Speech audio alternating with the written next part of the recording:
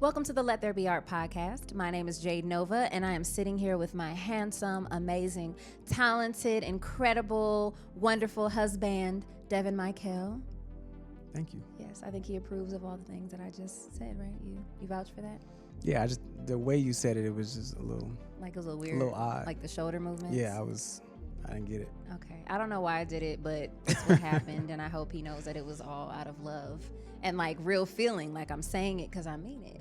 Got you. You know? I appreciate my it. ladies understand. So we're going to get into one of our throwback unreleased episodes, what I call Independent, and we did it with my incredible friend Sherie. Her and I go back. We used to sing in a corporate band together, Yep. and she's done so many incredible things since.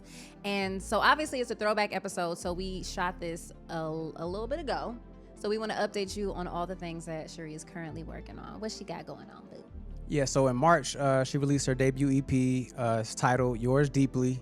And she was recently accepted into the Recording Academy, which is a big deal for all of us creatives in the music end who want to, be able to actually have a voice in voting on, people who are nominated, are elected officials, so we can actually have some impact on really changing the course of what the Academy has really looked like. So shout out to Sherie for that. Yeah. She also is about to release her new single, My Anxiety, which comes out this Friday, September 26th. So make sure you check that out. And in early 2025, she was featured as a violin on the Netflix production, The Beyonce Bowl. Yes, she was a violinist. She was not dressed in a violin costume, just in case you were confused. Okay. Yes. Yeah, she plays the violin. She's amazing. She is. So let's get into the episode. Let's do it.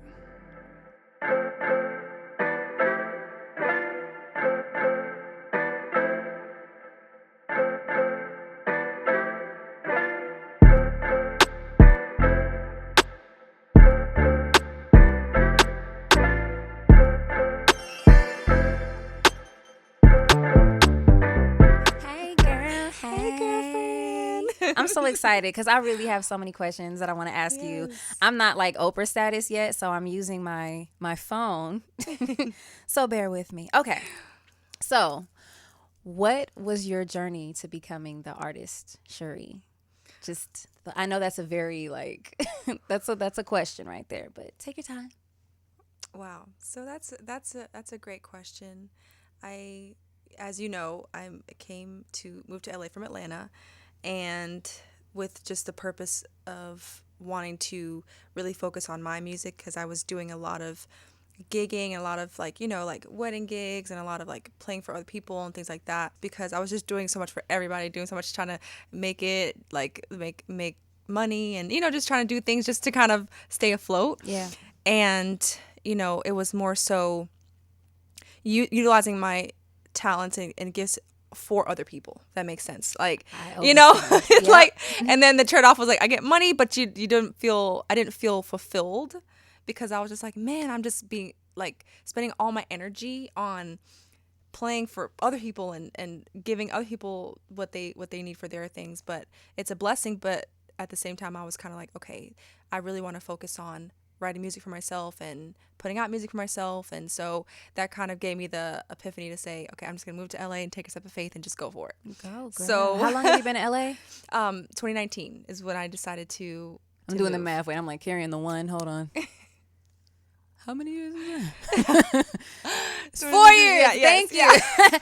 So that's major. They say if you make it past like the first year, then like you've like really figured this thing out. Yes, and it's funny because when I moved, my mom was like, "You have a year to make something happen. If you don't, you have to come back." Oh. Just because she was just kind of like in that place of like, you're going by yourself. Nobody else lives there. You don't have any family. You don't know LA at all. You don't know. And so she was kind of like, how are you gonna do this? And I was just like, I don't know, but I'm gonna go, so it was a thing of where I was just like, I wanted to step out of my comfort zone. And I think me being uncomfortable is what caused me to kind of really push myself and really focus on, okay, I gotta figure out if this is what I want to do. So I think I got to that crossroad of like making a decision of what I wanted to do for my life. And so then when I got to LA, it was just a lot of networking, connecting with other people, and more so, I was teaching lessons and doing the whole like hustle and bustle of teaching violin lessons, voice lessons, all these things. And so when I finally, I was just in a bunch of sessions and playing for other people, and then finally at a concert, I met a producer, just that did work with Ariana Grande and different people like that. And so I just happened to be there, and he was there at the same time, and we were all just there. And he's like, "What do you do?" And I was like, "I sing and play violin." And he was like, "Yeah, come through. I need some strings. I need some things to kind of like." And I didn't know what it was for. I just was like, I was like, "Okay, cool." And so I just went there, and I started, and I realized that it was a camp for Ariana and for her project. And I was like, "Oh, okay." And he just kind of just threw me in the fire, and I was like, "All right, cool." And so I had met her, and she was super nice. And so I initially was called there to play violin, and I was like, "Cool, I'm just gonna just do that." And so once I was there for a few months, and so there was like a time where different producers, would have like certain beats and needed somebody to lay top lines, things like that, right? So I laid a top line on one of the beats because I was top like, line is such an LA word. I Top didn't line. even hear the word top line until I moved to LA. Yeah, I love it. yeah, like melodies and like lyrics and things like that. So when I did that, they're like, "Oh, okay, cool." So I just started doing that more. And then she had came in, and one of the times like, "I want to hear everything." And then the producer was like, I'm gonna play one of the ones that you did." And I was like, "All right." So so she heard it and was like, "I didn't know that you sing. You sound beautiful." And so from there, I just started kind of like being more involved in like in the studio process, like inside the room, things like that. So after that, I that's how we created the song called Positions that she Everybody put knows out. the song Positions by Ariana Grande, and if you don't, you're tripping. Like, that song did extremely well. Yes, and it was a beautiful song. Like when I was there, it was me, her, and another writer, and we all just kind of just had the flow and just started writing. And yeah, that's how that song was created, and it happened right before the pandemic. So right before the pandemic happened. So after that session, maybe like a week later, not even, everything shut down. So That's it was crazy. just like, I was like, oh man, just on a high from doing all these things. Yeah. And then from it just cutting for 6 months. And I got a call after the 6-month period from the producer, like, "Oh, hey, congratulations, she's releasing the song as her next single, and it's gonna be a title track on her album." I was like, "What?" That just That's crazy. I was freaking out, like, this is crazy, so that just, I believe that really catapulted just my career as a songwriter and artist, because from there, I was able to sign a deal, a publishing deal, and for songwriting. And then after that, that's kind of what got me to meet a lot of people, so that, and I always believe that like God will position you and places, and sometimes you're like, I didn't think it was going to be this way, because I didn't even know there was a career in songwriting, and there was a career in that kind of things. And so when I decided to, to do publishing, I started like, focusing on songwriting and things like that, while I was creating my own music. But as you know, I'm independent as an artist, and that's what I was going to ask you. Honestly, I want to know about your independent journey, and if it's Yes. what you're doing by choice. Yes. So this is your choice to be an independent artist. Yes, it's my choice to be an independent artist. Yes. Until, just because anything that's presented, it has to be right, and so I feel like nothing has presented itself yet to be something that's like, okay, this is the right fit for me.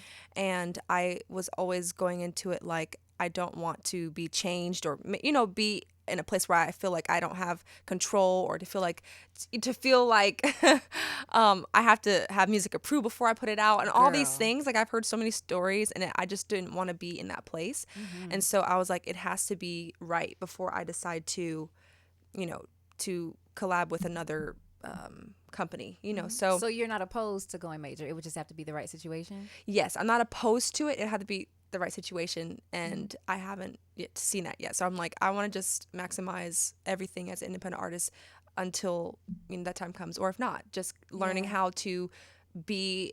I literally had this thought maybe a few days ago that it's like, I'm in this place for a reason, and being able to literally look at the great parts about it, instead of looking at the, okay, well, I'm running out of money, or I'm running out of this. How am I going to figure out how to, and it's like you have the freedom to look at it with the glass full, half full, and not empty, saying, okay, I'm going to use what I have and be able to, and if I have to shoot content on my phone, I'll do that. If I have to, have a friend that's like, yo, I love you, let's do this, like, then let's do that, and just continue to drop music and just drop it and see, and just let whatever happens, because you do it because you love it. Yes. More so than trying to, do it because you just need a certain amount of attention. It's more so for me because I love it and I want people to hear the music, and I want people to, have the warming feeling when I made it, and it be able to bless them when they hear it. So if that's the goal, then I'm happy, so. Okay, so when we were young people wanting to be artists and just kind of looking at the Brandies and the Monicas and all these other artists, and it just seemed like being a major artist was the only way to cut through. But now there's so many artists like us who are independent by choice. Yes. You understand what I'm saying? Yes. So knowing now what you know as an independent artist, how has your idea of success changed? Like what you thought success meant as a kid versus now? I truly believe that success starts with knowing where you're singing from and allowing the people who are singing from the same place to connect with you, and allowing yourself to open a door to them. So for instance,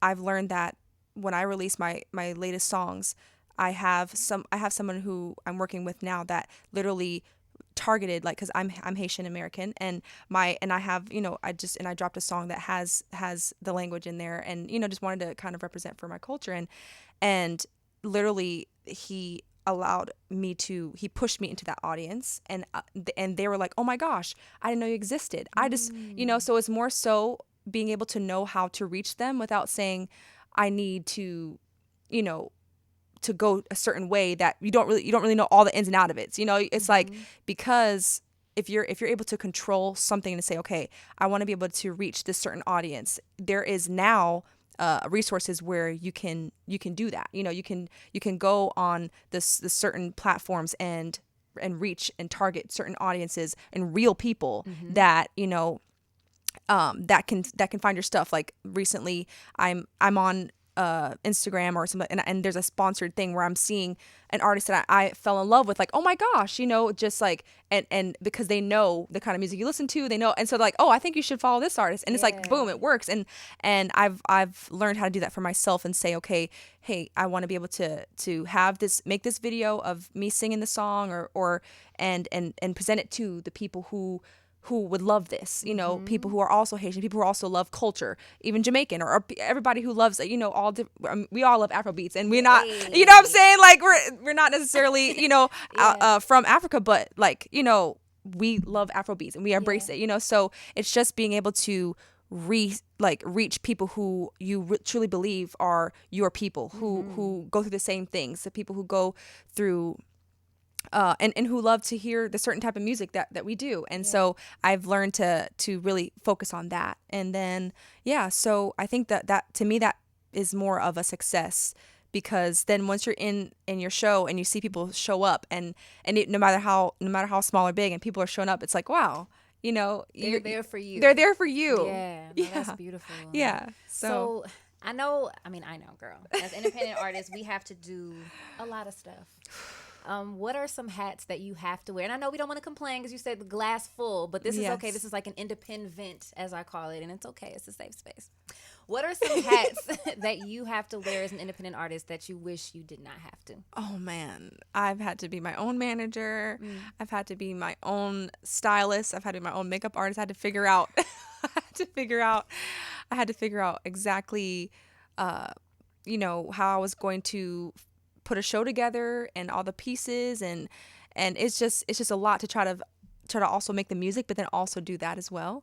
And so yes, as an independent artist, it's definitely been the challenge of feeling like you don't want to ask, or you have to figure it out all your own, or you have to have it all together before you present it, or and having the right team, and it's kind of the thing where you really have to quarterback it all, and it can be exhausting a little bit, because you're just like, man, I just wish somebody could could I just want to focus on the music so that you guys be like, all right, cool, just show up and boom, you know. Well, who are the people who are essential to your success right now? Like that you would encourage an independent artist, like these are the people that you need to at least have. Ooh, that's good. I truly believe that you would need to at least have someone who is willing to walk alongside with you and do videos. So for instance, just I have a friend that's like, you know, he's like, yo, I'm willing to whatever covers you need, whatever content you need, whatever thing you need to promote, I'm coming through and I'll shoot it for you. Beautiful. You know, just tag me. You know those things. You know, so because ultimately that gets him, you know, more people saying, okay, who did your stuff? Okay, and reaching out to him, and so and content is everything. Yes, content is everything. Yeah. So I would say having someone who's really willing to help capture the moments with you, because people love just raw moments. I mean, you see now TikTok is blowing up just from people just doing things on just from their own phone and singing saying, hey, I made this song, check it out, and you're singing it in the car and the words are on there and people are like, oh my gosh, what song is that? I mean, it's literally like the times are changing now to where it's just that impactful now, where it doesn't have to have all of the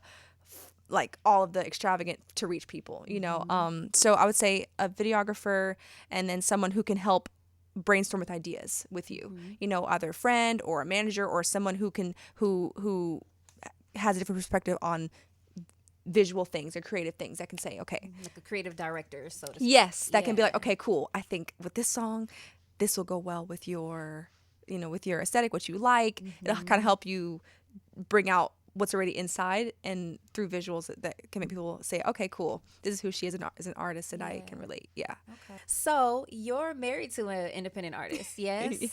So tell us about how it is being in a partnership, in a marriage with someone who does what you do. How do you all support each other, and what differences do you notice in your independent journeys? Ooh, oh man, this is good. Okay, so. And if y'all don't know, the amazing, incredible D Smoke is my friend's boo thing, and y'all are so cute. I've like binged all of your content. It's so incredible. But anyway, I know I asked you a lot of questions. So do you got them? You with it? Yes. All right, yes. Okay. So literally, so he'll tell you, like, he's been doing music for a while, but what catapulted him was the show Rhythm and Flow. What kind of got him on the map and people knowing who he was from seeing that, and so he did sign to Empire. I mean, that was already independent label, independent. and so they, you know, just with him and that partnership, and also from his popularity on there, it kind of helped kind of catapult his music. People are like, oh, he's been doing this. He's been, you know. So sometimes it takes, you know, a certain thing, you know, whether it's on a show or things that happen, you know, and like for me, the Ariana thing that just, or you know, just things that kind of help just catapult you to certain eyes that wouldn't have seen you otherwise.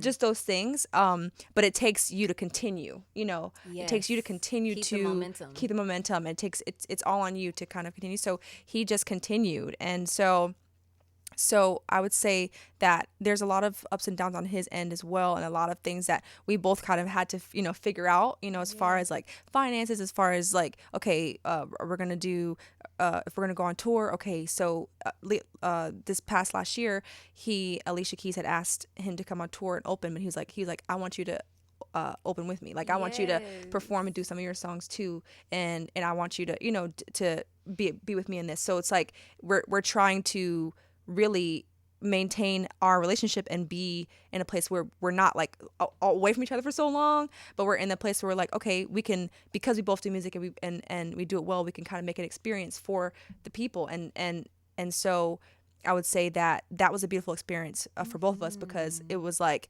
we were able to just see places we never seen before, and able to bond with Alicia and her husband, and bond and be able to have an audience that we didn't have before, you know. And for me as an independent artist, I have only been on a tour twice before, but only in the local, you know, in the US. And so this was big for me, going, you know, in Europe, because it was like, and knowing that even people in Europe, they appreciate music in a whole nother way. And I'm like, man, you know, I truly, you know, really was drawn to the audience overseas, because they didn't care they weren't like, oh, what have you done, or who you? are you? They're just like, Yeah. no, they just see the talents, like, yo, we want to know where that music is, we want to follow, and now I'm seeing that even now as I'm, dropping things, people from like, oh, I saw you in this show, I saw you in Paris, I saw you, I'm still following. It's just so beautiful to see, because it's like those opportunities that are coming, it's like they're happening as independent artists, and so I would say, the back to what you said on how, were you asking like how we manage it, like how we, and how you all support each other, yeah, in your independent journeys. Yes. And so we learned that like there are times where we have to know when to kind of be support. And because we both are a band, and we know when, okay, it's like, okay, we know who's playing the lead, who's going to play the tambourine. Like, I always hear that from Chris Rock. Like it's just always a funny thing that he was saying, like, you got to know when you're in a marriage, you got to know when you're playing the tambourine, and you got to know when you're in the lead. And we both are really good at that. Like, I love that. So it's like, dope. when he's in the lead, I'm over here like, okay, cool. I'll play behind you. You know what I'm saying? Like, I have no, like, I love doing that. And then when I'm in the lead, he's like, I play piano behind you. It's just like, and it's just how we just kind of, we know when it's, and he helps me in the moments when I had a concert, and when I had a show for myself, an EP concert. He's like, all right, cool. How can I play for you? How can I make sure that you got the right band? And y'all collaborating on the song. Yes. Which is And beautiful. yes, and he produced. Candlelight? Yeah, Candlelight. Yeah, I just dropped a song, Candlelight, and he produced that. So it really reminds me of you and Devin's dynamic, because it's like, you guys like are a beautiful team, and just even how he creates with you, and how you guys it's so beautiful, And so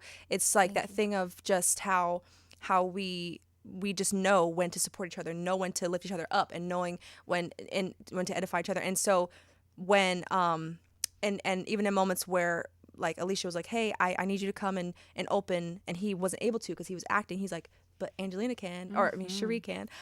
And so I was able to do it, like, open by myself, for her, because he was like, yo, she got it. And she's like, crazy. So I was able to do that, and that was like, that was just amazing, and so it's just cool how we can just really, really push each other to the light, and not feel like he's not ever like, oh, I need you to be back here always, or I'm like, oh, and it's never like that. And people, yes, ebb and flow, and it's just a beautiful thing, because a lot of relationships that I've, friends, it's not like that, and so yeah, I'm just grateful for that we're able to kind of help each other through that, and be able to cheer each other on. Like this, I don't know what that is, but so I want to do some trigger. I guess I'm calling it independent trigger warnings, things that you hear, and just kind of like word association. So the first thing that comes to your mind, because these are common things that we have heard before. Okay, go ahead. So why don't you go on American Idol? Stress. Why aren't you signed yet? Beats me. You should. I don't know. Collaborations. That's a good one. It doesn't. Girl, triggers the hell out of me. Really? I get anxiety asking people for things. Oh, for asking. Yeah, just that's when I think of the word collaborations, and maybe that's me thinking the glass is half empty. I need to hang around you a little more. But girl, when I hear the word like collaborations or feature, it makes me sweat. I get so nervous reaching out to my peers. So maybe that's just a trigger for me. Wow. Okay. Yeah. No, collaborations. Yeah, I would say that. I'm in the place where I feel like I'm not ready yet to even, because I feel like people who collaborate, who want to collaborate, they're collaborating with the hottest thing out there. And so I always feel, I guess I would say with collaborations, you feel unworthy. Oh, that's a good word. Yeah. It feels feel unworthy. I know. Yeah. It just, because right now I'm looking at the artists that are popping, the artists that are out there, and I'm just like, I'm not like them. I'm not talking about the same things they're talking about. And I'm like, if that's what it takes to be there, then I'm cool with staying here and figuring out, your that thing. Yeah. Okay.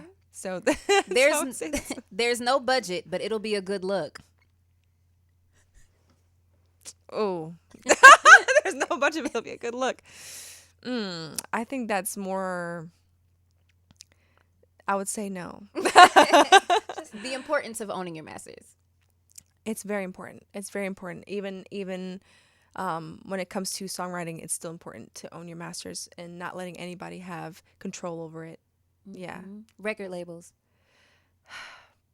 I don't know if they really know what they're doing. I don't know if they really know what they're doing. I don't know if they are truly, if they're truly seeking out talent, or if they're truly seeking out numbers and popularity, or just people who might be trending but don't have the talent, and they're trying to make it work. And I just don't know if they know what they're doing really, and they're not giving, seeing true artists. I don't know. It's no, that's valid. Dang, I wish we had more time to get into that specifically, because I don't think that labels know what they're doing either. I don't, especially for R&B. I think with hip hop it's a little faster and a little easier, I think, to navigate, but R&B, yeah, it's a very special and delicate genre that I don't think that they R&B is dead. How I feel about that? How does it make you feel? Oh my gosh, it makes me feel furious. It's not dead. It's not dead. It's Talk not about dead. R&B is beautiful, and it's not dead. I believe that it's gonna take the people who aren't in the limelight, that's already doing it, that people need to see, because it's literally, R&B is a beautiful. It's what raised us. Like R&B raised us. R&B is what gave us just that for me, I would say for me, R&B gave me confidence. It gave me just an outlook on what love is. It gave me, just a pure and raw emotions of love and real feelings, and it's not dead. I don't believe in that. Dead, period.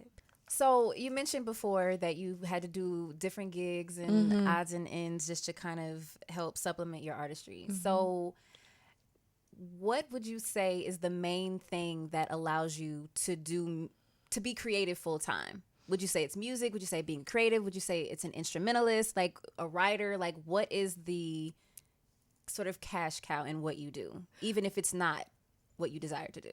Got you. I would say you're saying what is allowing the finance to able to. Okay, exactly. Got it. So currently, right now it is because I'm with publishing, so they're able. So like literally every week they're like, okay, send some new songs in, and putting me in different sessions and things like that. And so of course that's what, like, they're paying me to do that, like pay me to write with other artists, so lately as an independent artist, I've been kind of like, okay, you know what, I'm gonna, I have like a whole Dropbox of songs that I made, and I submit it, and then the goal is to get it on sync and TV and things like that, because that's what's gonna, and then in people Shazam and be like, who is that? And if it's Sherie, cool, you know what I mean? So it's so I'm kind of wanting to focus on that, because on the licensing side, yes, is that something you tapped into yet? Yes, yeah. So I started tapping into just music supervisors, kind of getting the songs, like saying, okay, I think it would be good for this TV show, this movie, and just like how we hear new songs. I've heard so many new songs on the new show called Swarm that I watch, or the new shows of Euphoria. All these new songs, you hear it because they don't want to copyright songs that are already out. They don't want to go through the whole clearing thing. So you're making songs specifically for the show.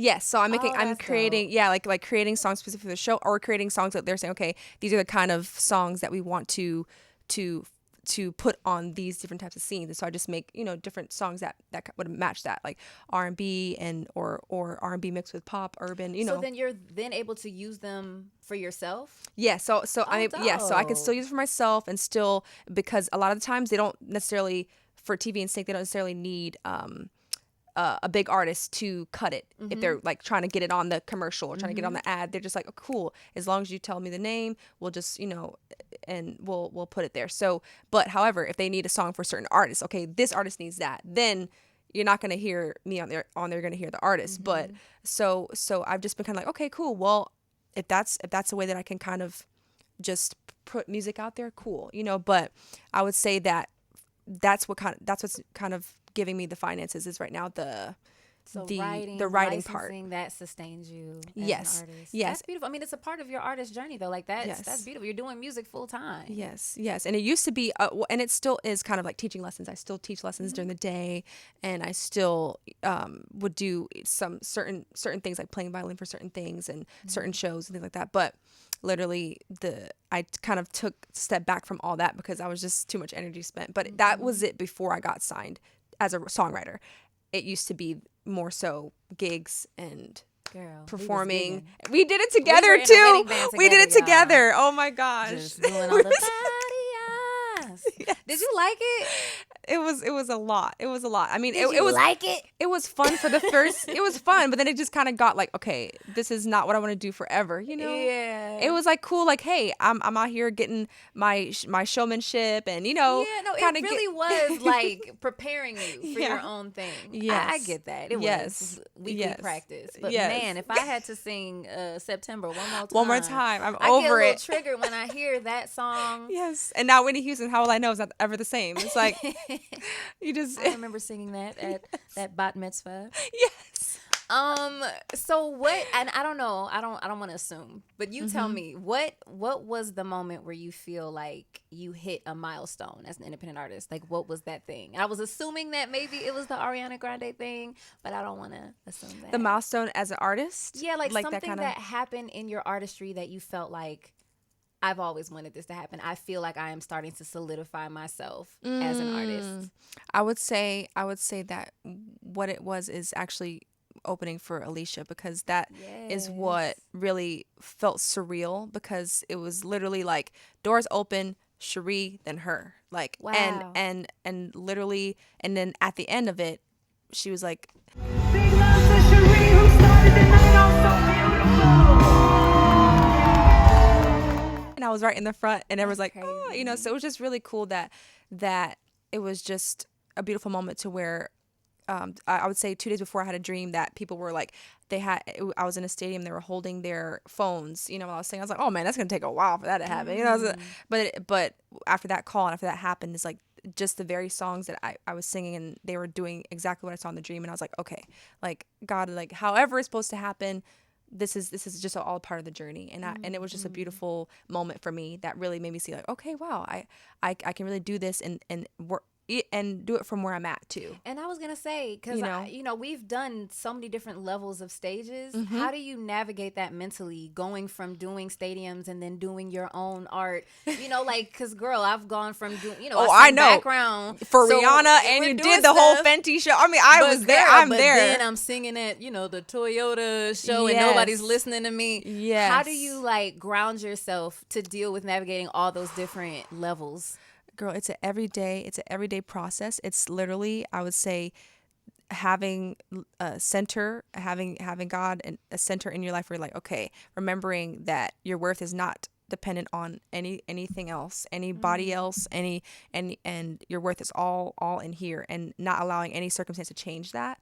And it took a lot of that for me in my reflective time, my prayer time, and being like, okay, and allowing God to show me, who I was and what He wanted to do, and with me and through me, and how He wanted to put that out. So He's like, just be patient, allow it, one day at a time, one song at a time. That's how I'm like, one day at a time, one song at a time, and it's just, and when you look at it that way, you're not looking so far ahead, like, why am I not here by now, or why am I not there? Okay, well, we're just gonna manifest right now. This is a little intention, some intention space. So, what are you going to achieve in the next couple years? What are we claiming right here? I am claiming more songs off the shelf. I'm claiming more projects on my end. I'm claiming touring, and I'm claiming just being happy in the place where I am, as far as allowing people to, however it's supposed to happen, being able to continue to do my music, continue to have a following that just enjoys it and helps push it forward. And I would just say, yeah, I don't have any limitations. I just want to be able to do what I love fully, and allowing it to just, and not have to feel lack. Is that like more not having to feel a lack, or feel like I'm having to struggle in the process, because you want to enjoying the process, and just allowing people to kind of come through and be and feel the love from the music, so I'm not like the person's like Grammy and like, I mean, I'm like, okay, if it Girl, comes, but it's yeah, I wish we had more time. If I really it's- want to talk to you about because yes. yeah, I think sometimes we get so hung up on these milestones that we don't enjoy just the journey. And then like what I was Yes. asking before about what does success look like? I mean, success is finding your tribe. It's being Yes, authentic. finding your so tribe. that people who need to hear that thing, because anything that we've gone through, someone else on this planet has also gone through. So in you Yes. being authentic, you're attracting your tribe, and that is success. Yes. That's what we're doing it for. Yes, that's it. So yeah, That's it. All right, well, thank you, girl. You're welcome. Thank you so much. Oh my gosh, thanks for having me. This is so great. Thanks for tuning in to the Let There Be Art podcast. Make sure you like, comment, and subscribe, and turn on the notifications for upload alerts.